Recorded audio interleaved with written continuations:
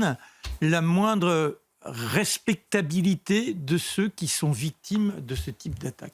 Alors, sont vraiment les pestiférés de la société, ces gens qui sont indispensables, parce que les prisons se remplissent.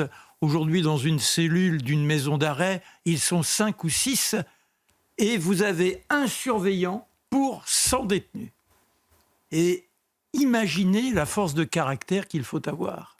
Comment vous allez décider un jour de vous abstraire de la société, d'une vie où on a des instants d'insouciance pour être avec ceux qui représentent la misère de notre monde. C'est-à-dire ceux qui sont dans la délinquance, qui ont perdu tout repère, qui sont capables de toutes les violences. Et ça, pour un tout petit salaire. Ce qui fait que quand vous êtes là face à eux, c'est vous qui êtes dans la cage. Ils vous disent « mais t'es un crevard, toi t'as vu ce que tu gagnes ?» Et on les charrie comme ça. De temps en temps, on cherche à les happer. Qu'ont-ils pour se défendre ? Pour le moment, restons dans la cellule, dans ce travail du quotidien, de cet enfermement que l'on s'est choisi. On a simplement un sifflet. Parce qu'il n'est pas question d'avoir une arme. Et pourquoi ?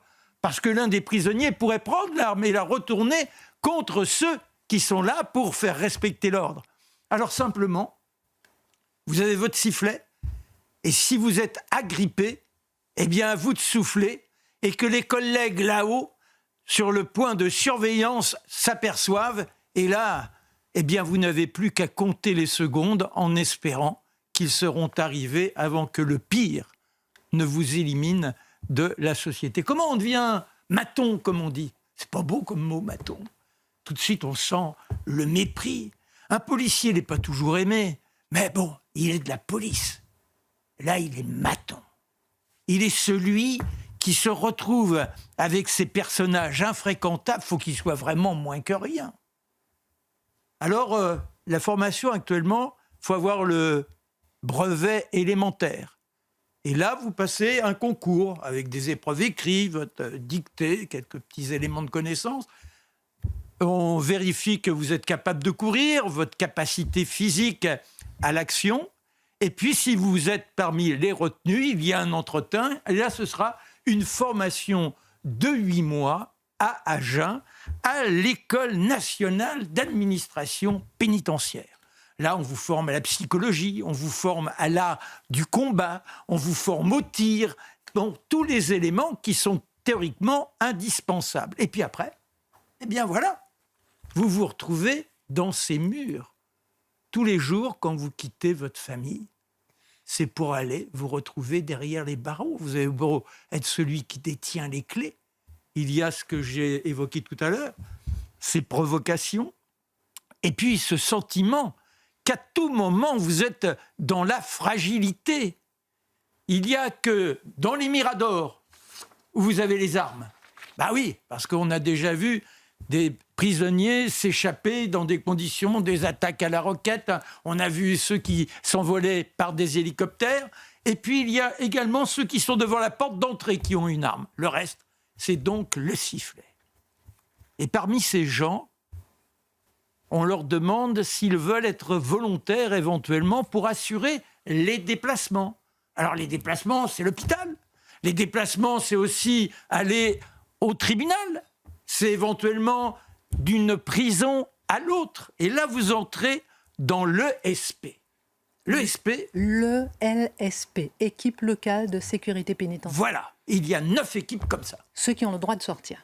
Ceux qui ont le droit de sortir. Et alors, eux, leur travail, c'est uniquement d'assurer ces transferts. Alors, on pourrait se dire, obligatoirement, leur formation...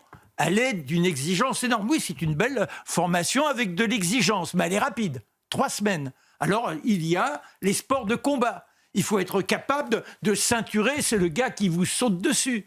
Il faut être capable également de répondre à un tir, mais là, ce serait une petite arme, je dirais presque un petit pistolet de rien du tout qui vous sera donné. C'est-à-dire que c'est un 9 mm, avec simplement 15 cartouches. Et ces 15 cartouches doivent offrir la réplique. Vous avez un petit gilet pare-balles, alors il ne faut pas rigoler avec ces choses-là. Et puis vous avez celui qui est le chauffeur. Chauffeur d'un véhicule comme tout à chacun peut en posséder s'il est artisan. On pourrait se dire que quand vous avez la charge de ces gaillards qui sont prêts à tout, on le sait depuis longtemps, vous disposez au moins d'un véhicule blindé. Non, pas du tout. C'est la petite camionnette de tout le monde. Alors on vous forme. On vous forme comment ? Eh bien, à la dextérité du volant. Marche avant, marche arrière dans des conditions invraisemblables. Si vous êtes coincé, par exemple, à un péage. Et voilà comment, chaque jour, le matin, on vous dit quelle sera l'équipe à laquelle vous appartiendrez et quels seront les points où vous devrez vous rendre. Ce qui fait que j'ai appelé tout à l'heure et j'ai eu la chance de joindre 2 surveillants qui participent à ces actions. Alors je leur dis, mais est-ce que vous frémissez le matin quand vous vous levez ? Non, on a d'abord le sens du devoir. On sait que c'est déterminant. Il y a les parties, quand on a des transferts qui sont avec différentes catégories, la 1, la 2, la 3, la 4. Alors là, c'était une catégorie où vous avez un véhicule d'accompagnement supplémentaire. Mais vous avez vu l'accompagnement ? Là encore, c'est une voiture de rien du tout et toujours avec les 9 mm. Et quand vous arrivez au péage, vous devez ralentir. En revanche, quand on est avec les gros caïds, là où des terroristes, vous pouvez avoir des motards, vous avez le GIGN, le RAID, qui vous accompagnent. Et ce matin, donc, on a eu ces hommes qui sont partis. Imaginez celui qui a ces 2 gaillards de 21 ans. Dans 2 jours, c'était l'anniversaire. Allez, salut les gamins, je pense à vous. Il embrasse sa femme, bien sûr. Et quand il arrive à l'endroit où le devoir l'appelle, il trouve les collègues du jour. Et on leur dit, voilà, vous allez vous rendre de Rouen à Évreux et le transfert. Et vous vous installez dans cette camionnette. Vous n'avez pas d'armes véritables au cas où. Et vous êtes tirés comme des chiens, je reprends l'expression du ministre de la Justice. À peine le temps de voir ce dont vous êtes victime, les balles vous abattent. Il y en a 2 actuellement qui sont en train de lutter contre la mort. Et tout ça pour 2 200 € par mois.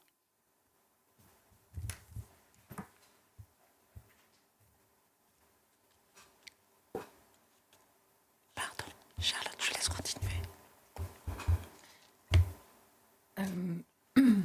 Alors, bon, ce que nous a montré, ce qui s'est passé ce matin, je pense que c'est la première chose, c'est la montée en puissance de ces réseaux criminels qui est décrite, en long, en large et en travers par tous les gens qui ont affaire à